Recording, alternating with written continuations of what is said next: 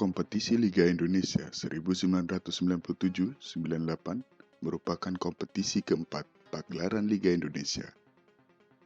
Sayang, kompetisi tersebut gagal diselesaikan akibat sebuah peristiwa berskala nasional, yaitu krisis moneter. Kejadian itu bermula ketika krisis moneter mulai terjadi di seantero dunia, hingga puncaknya juga mencekik Indonesia pada tahun 98.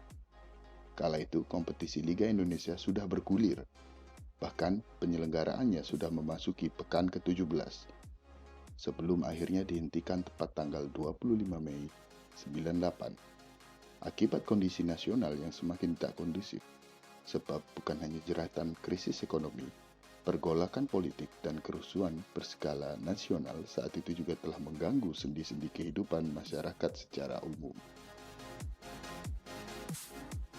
Secara total, Liga Indonesia telah memainkan 234 pertandingan, dari yang sedianya ada 317 dari total semua pertandingan di kompetisi yang diikuti 31 klub itu.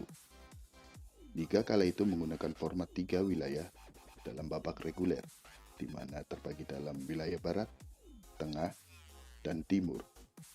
Dari 3 wilayah tersebut, masing-masing ada 3 klub yang sebenarnya sedang nyaman berada di puncak klasemen sebelum akhirnya kompetisi dihentikan.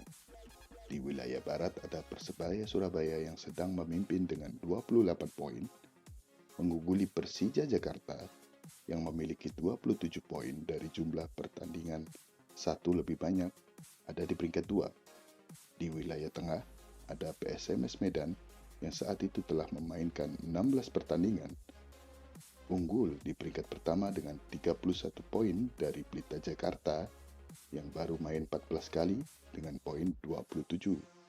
Sementara di wilayah timur ada PSM Makassar yang nyaman dengan 30 poin dari hasil 15 laga dan jauh mengungguli Persma Manado yang hanya mengoleksi 24 poin dalam jumlah laga yang sama. Terhentinya kompetisi Liga Indonesia 97-98 sendiri sebenarnya bukan terjadi begitu saja imbas dari krisis moneter, sebab tanda-tanda juga telah terlihat sejak awal digulirkannya kompetisi. Tanda pertama bisa dilihat dengan mundurnya finalis musim sebelumnya, yaitu Bandung Raya, yang terpaksa tak bisa mengikuti kompetisi akibat kebangkrutan. Liga juga terkesan dipaksakan berjalan, betapa tidak sponsor utama memutuskan mundur dari kompetisi. Seharusnya pihak sponsor Jisamsu sudah sepakat untuk mensponsori Liga. Namun mendadak kondisi ekonomi di mana nilai tukar dolar Amerika melonjak hingga Rp8.000 membuat semua perusahaan terpaksa menunda kontraknya. Peristiwa demi peristiwa terus mengiringi jalannya Liga keempat. Isu kolusi dan suap wasit masif terdengar. Menurut para wasit yang memimpin pertandingan, citra dan mutu wasit yang memimpin setiap pertandingan dengan cara-cara kolusi dan menyuap sudah berlangsung sejak tahun 90-an. Sinyalemen tentang adanya kolusi dan mafia wasit sepak bola makin kuat. Menyusul, diperoleh informasi yang menyebutkan beberapa wasit daerah sering mentransfer uang ke rekening bank seorang oknum pengurus PSSI di Jakarta. Tujuannya agar wasit yang bersangkutan bisa lebih banyak mendapatkan kesempatan memimpin pertandingan, selain agar lebih cepat dipromosikan menjadi wasit FIFA. Hal tersebut mencoreng wajah sepak bola nasional. Dari hasil penyelidikan yang dilakukan selama sebulan, diputuskan PSSI mengambil tindakan tegas dengan mengganjar hukuman 20 tahun kepada Wakil Ketua Komisi Wasit PSSI, Jafar Umar, dan memberhentikan secara tidak hormat dari jabatannya, menyusul kasus kolusi wasit yang terkuak dalam 3 pekan terakhir kala itu. Jafar selanjutnya dilarang terlibat dalam segala kegiatan sepak bola di lingkungan PSSI.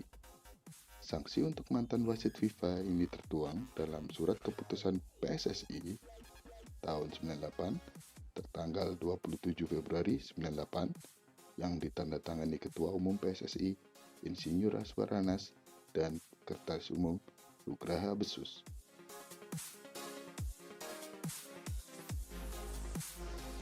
Pada pekan ke-14 Liga Indonesia 9798, salah satu klub di wilayah tengah, Arseto Solo, harus dibubarkan setelah menjadi sasaran amukan massa lantaran pemilik klub adalah Sigit Hadjoyudanto yang merupakan keluarga cendana.